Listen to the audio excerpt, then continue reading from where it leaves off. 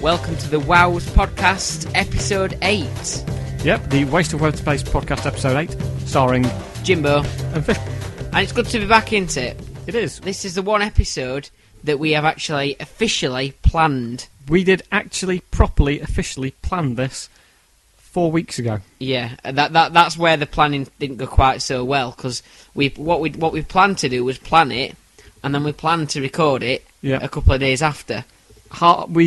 We planned to do a full podcast and sort of didn't do a podcast at all, so our plan was good in terms of the planning, but in terms of the execution of actually doing the podcast, it was pretty poor. The plan was very good. The plan was to go to the pub and plan it, and that went down very well. We did. We actually drank some beer, and we Quite actually a few went down very well, actually. Yes, yeah. I mean, it was. We drank some beer, and we planned the podcast, and that went well. It was very good, yeah. We just forgot to do the podcast, Exactly. and not because we drank too much beer. But now we plan to play football straight after this, don't we? Yes, we are such committed athletes that we are going to do the podcast and play football. We're playing 5 or 6 aside. We're not sure. It depends how many turn up. How do you feel about that? Because you haven't played football for a while, have you? I am so bad. There's a lot of pressure on you. There is a lot of pressure on me to play football. Right. And I am so bad that I may now play for England. Right, okay. So we're doing both the podcast and footballing tonight. Yes. Which kind of makes us biathletes, is that right? No, I only like women.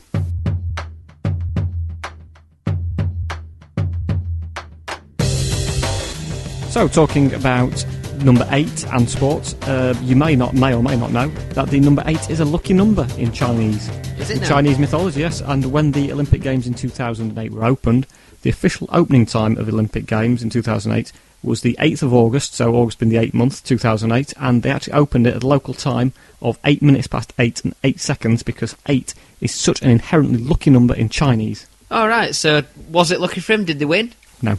Right. No, they performed quite poorly at Olympic Games throughout. But do you know what the number 8 is in Chinese? Let me have a look. Sweet and sour pork. Do you want to order some? Yeah, we'll have it afterwards, before the football, but after the podcast. All right, no worries. We're triathletes. I'll tell you what we maybe should ask, if you want a Chinese, we maybe should ask the Magic 8 Ball, because speaking of number 8, I've brought a Magic 8 Ball with me. I thought we could do a bit of a featurette featuring a Magic 8 Ball. Ask it some questions and see what comes up. Yeah, go on then, we'll do that. Have you got the 8 ball out ready? Yeah. Do you want to ask questions, and I'll shake it if you like. Okay, Magic 8 Ball. What is the best email provider? So look, the Outlook is good. Very, very, very good. Very fantastic. I'm very impressed. Magic 8 Ball. Can tomato ketchup and mustard talk? Let's give it a shake. My sources say no. Okay. Magic 8 Ball. What was the name of Rick Wakeman and John Anderson's 1980s band? Yes, apparently. Magic 8 Ball. Is John Terry racist? Let's have a shake of this. Yes, definitely. It's a bit controversial, isn't it? I think this must be broken. Shall I shake it again? Shake it again, shake it again. Yes, definitely. There's 20 answers on this Magic 8 Ball. Yeah, I think there is. Do you want to shake it again? It might be stuck. Okay, yeah. What was the question again? Is John Terry racist? And the answer is yes, definitely. Should we just give it one last shake, just to make sure? I don't think it's going to work. No, it's just ask it a different question, see what happens. Okay. It must be broken. Is John Terry not a racist? No.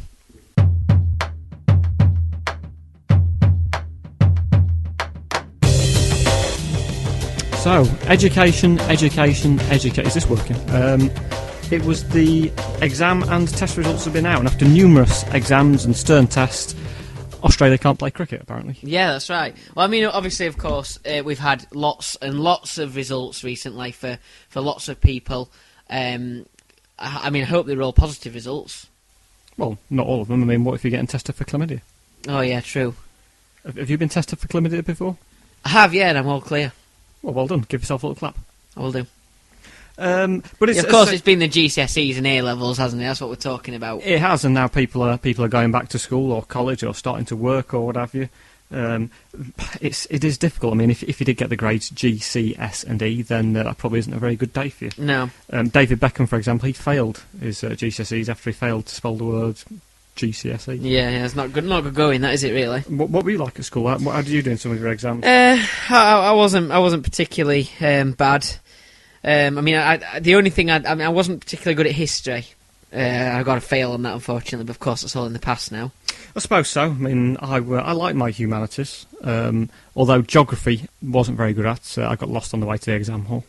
Oh, and everybody always goes on about religious studies as well, and my dad says, yeah, it's a boring subject, it's terrible. And I said, but Dad, I don't think I can pass this religious studies exam. He said, James, have faith. Yeah, God. I mean, I was good at drama, really, really good at drama. I mean, fantastic at drama, but I didn't make a song and dance about it. Probably why I didn't get a good grade then, I suppose.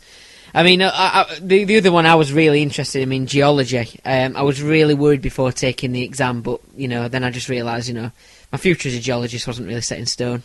Well, that's good to hear, because I've actually got a bit of an extract from your report card, and looking at one of the exams, it said F in art exam. Oh, no, wait, sorry, farted in exam. Oh, yeah, I did, yeah, that was terrible. Yeah. My uncle actually did an exam not too long ago. Not the GCSE or A-level, of course, no, he did a how to be a good husband test, apparently, and he got a U. All right, what happened? He cheated. I mean, I remember one of the strange subjects I did. It was to do with taking drugs, and I got an E. But then, unfortunately, I was caught taking cocaine one day. All right, how many lines did you get? Oh, it was loads of them. It was about 100 was a punishment, so it was great, really, when you think about it. But hopefully, obviously, if you do get good A-level results, in particular, you will be heading off to university. Yeah, of course. You need different grades, aren't you, to get in? I mean, now because we planned this podcast so long ago, clearing's even finished now. It has, so yeah. You can't get in anyway. With the amount that university students actually attend university, the year's probably finished now, I think, hasn't it? Yeah, probably. But I mean, you don't need particularly high grades to get in all universities, do you? Just no, not at all. DDE, is it, to get in Huddersfield University? Yes, that's correct. And BCC will get you into University of Hull. Yep. And what's the final? What's Liverpool's? That's AAA.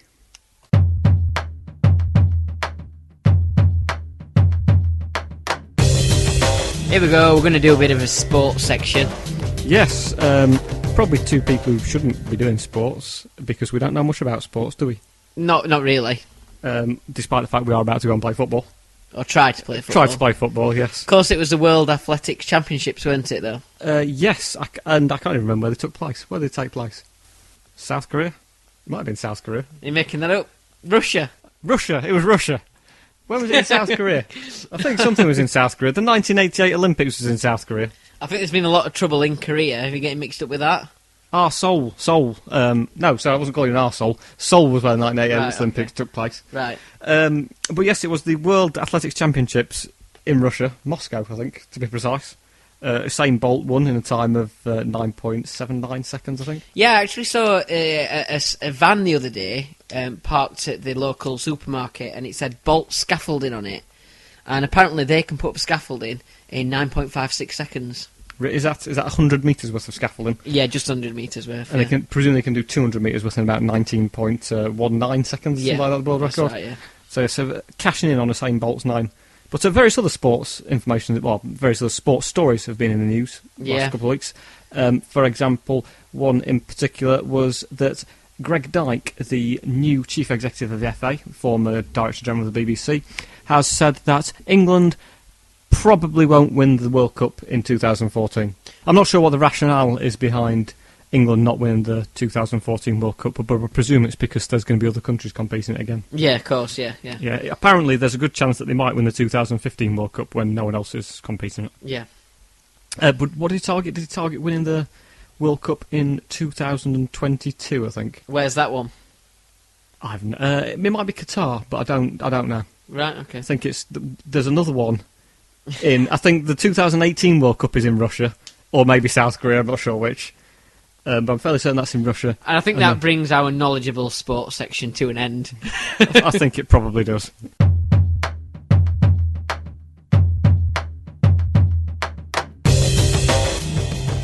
Okay, now then, we've got some world affairs news. Yeah, and the first person we're going to talk about is Silvio Berlusconi, so... Oh, so it's not that kind of Well, that really does cover the world affairs, doesn't it? Yeah, he's had quite a few affairs, I think, hasn't he? Yes, throughout the world, I think, Yeah. as well. Yeah, probably with almost everyone in the world, or Yeah. all the women, anyway. But is the comeback kid no more? Because he has been barred from ever running for public office in Italy again. Yeah, there's a lot of corruption gone on there, isn't there? And, A lot? Yeah, a lot, yeah. A fair bit. Yeah. He's basically got done for a lot of stuff, including corruption, but also things like...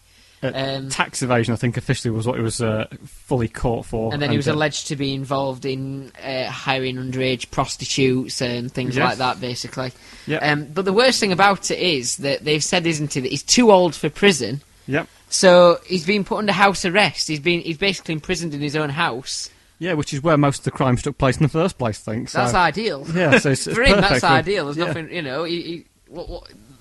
Really, I'd like to get under house arrest. I don't have to go to work. Perhaps we're going to put a camera in there and do the Italian version of Big Brother, but call it Younger Sister. Oh, right, yeah. Of course, with Silvio Berlusconi. But do you think he's actually told numerous women who've come in, saying, you know, I'm under house arrest and now so are you? Yeah. Well, apparently before he did get locked up in his house, he did say that he wanted one last view of Florence. Yeah, although she was underage as well, wasn't she? Yeah, she was actually, yeah. Yeah, and but I'd heard that he also asked to see Naples. No, I think that was nipples. Oh, see nipples, Yeah. But say, at the age of 70, I'm not sure, he's in his 70s, isn't he? You would have thought he'd probably just want to spend most of the time in his house, and surely going out was that much of an effort for him. But He can't go to bingo anymore. He can't go to bingo, no, but but he can still host the infamous parties that he often hosted in his one-storey home, the infamous bungalow parties. Yeah, of course. But on the subject of world affairs... should we talk about Syria? The other one is Syria, I suppose. Yeah. Quite a desperate situation. It really is quite genuinely awful what is happening in Syria at the moment. And it's all to do with the chemical weapons that's apparently being used, isn't it, and stuff, I suppose. It is. I mean, it's so bad that everyone is trying to chip in and do what they can. Humanitarian aid packages were recently delivered to the area by former tennis star John McEnroe, who he turned up in Syria and tried to give out his sort of packages of food and water, medicines, and he met some people there who he didn't think were natives of the Middle East. He had a blazing row with them. They were trying to steal the packages and the humanitarian packages, and he didn't think they were from Syria. He just shouted to them, "You cannot be Syrians!" They must have just been over the line. Yes, they must have just been over the line. I mean, it was appalling, and what's happening there is appalling as well. As I say, he's not the only Middle Eastern dictator who is alleged to have used chemical weapons, and I really think that we should invade, because the last time we attempted to remove a Middle Eastern dictator who allegedly used chemical weapons, it went really well, didn't it? Yeah, well, and it's still going really. Obviously, it's still going really well. 10 years later, we're speaking about Saddam Hussein now. Not many people know this, but apparently Saddam and President Assad were actually, in a way, kind of close friends, weren't they? They had some sort of common interests, mainly music, and apparently they got together quite often on evenings, mixing chemicals together and music. Yes, they were called the Chemical Brothers. Is that the music duo name that they went by? Apparently. Because I'd heard that Saddam Hussein and Bashar al-Assad, they'd formed a Jedward tribute band. Oh, right, yeah. Yeah, and they called themselves a Saddam. Ah, right, well, that's kind of after Saddam's name, though, so I heard... And Assad's name. Yeah, but it sounds more like Saddam than Assad, I think. Yeah. And I think that upset Assad a bit. So Saddam suggested another name, apparently. Saddam wanted to call their little band, name their little band after the Asian member of One Direction. Hussein? Yeah, but again, that sounded too much like Saddam's second name, so there was a bit of a... Yeah, they weren't too keen on that. A sad situation.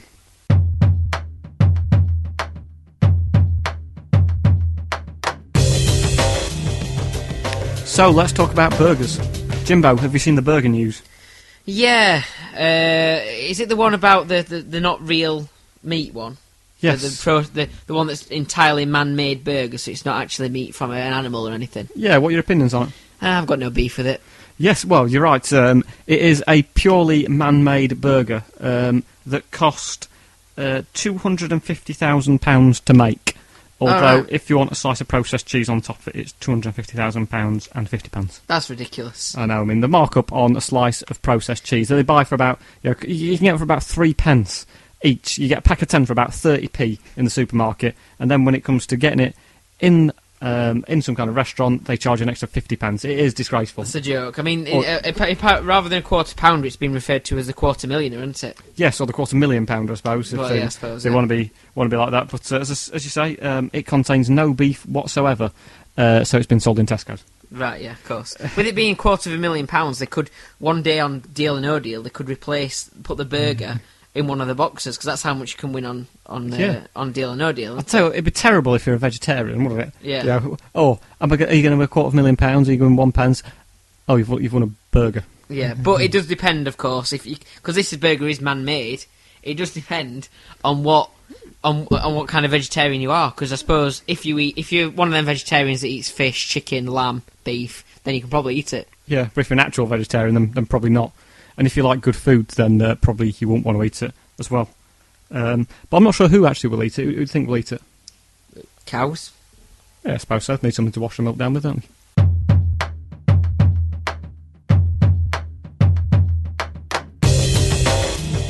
So as we did last time, we're going to finish with some stats. Yeah, some stats and some unusual news stories that have caught our eyes. A few snippets from the news. One thing that caught my eye was that 2/3 of Twitter users apparently do not feel protected against Twitter abuse. Yeah, one of our followers agreed with this. Which one? Mark_Beadle142. Really? God, Yeah. what an absolute idiot. Tosser, isn't he? Yeah, God, I'm going to tweet him in time. That was Mark_Beadle142. Yeah, get tweeting him now. Yeah. I'll read the next stat. Hang on, how do you spell arsehole? 37% believe that dog owners should be imprisoned for bad dog behaviour. I agree with that, really. Yeah, I completely agree. In fact, this woman every single day keeps walking past my house with a dog, let her dogs do the business, and it's just annoying. It's just really frustrating. How come? Is she not picking up the mess? No, she's not putting the seat down after. Oh, God, that's disgusting. I mean, it's terrible, isn't it? I mean, another actually stat that I saw was that apparently 26% of UK people think about sex more than once an hour. I mean, what do you think about that, Jimbo? Jimbo? Sorry, thighs. Sorry, what? Anyway, moving on the podcast. I also saw that apparently, I'm not sure if you saw this bizarre story this week, that apparently a couple got married in a wedding ceremony which cost just £1. I mean, apparently, I'm told that Katie Price was asked to be the person in the wedding, but she said it was a bit too upmarket for her. Yeah, definitely, yeah. There was another unusual story where a gentleman or a beauty salon, started offering snail beauty treatments at a cost of £50 each. Yeah, we wanted to investigate this, didn't we? So we went to try and track him down. Yeah. But when we got to his house, he wasn't there. Yeah. So we went looking for him. Fortunately, he'd left a trail. Yes, which was very helpful when it came to tracking him down. Yeah, we did get hold of him in the end, though, didn't we? Yes, we managed to speak to him. Very, very shy, very, very quiet. Didn't really say much at all. To be honest, he didn't really come out of his shell. No, I mean, that interview was fairly sluggish, weren't it? It was. Anyway, I think that's all we've got time for. It is, so hopefully you'll join us again. Don't forget to check out our website. Yes, www.wasteofwebspace.co.uk. Or tweet us at wasteofwebspace on Twitter. Yep, or you can go on www.wasteofwebspace.com and try and leave comments and give a boost to the person who's got the .com domain name, which isn't us. Yeah, it's not us.